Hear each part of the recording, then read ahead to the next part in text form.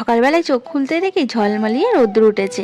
আগেই ওপরে এসে ব্ল্যাঙ্কেটটা রোদ্দুরে মেলে দিলাম। ব্ল্যাঙ্কেটটা কালকে ধুয়ে দিয়েছিলাম, শোকায়নি। তারপর সংসারে অন্য কাজগুলো সব সেরে নিলাম। আর এখন 12টার মতো বাজে, আর দেখো কি ঝমঝমিয়ে বৃষ্টি এসেছে। আর তার সঙ্গে কিন্তু প্রচুর হাওয়াও দিচ্ছে। তো আমি জামা কাপড়গুলো সব ভিতরে মেলে দিলাম, তাও দিয়ে কি লাভ, সব ছিটেতে ভিজে যাচ্ছে। এই গরমে বৃষ্টি হচ্ছে, সবার ভীষণ আনন্দ হচ্ছে, আর আমার কিন্তু খুবই কষ্ট। কেন বলো তো? দেখো এই জায়গাটার অবস্থা, দেখো কি অবস্থা, জলে ভেসে যাচ্ছে। তো ওপরে কিন্তু ছাউনি আছে, তাও এই যে ছিটে আসে। তো বৃষ্টি যখন হয় না, আমার ভীষণ কষ্ট হয়।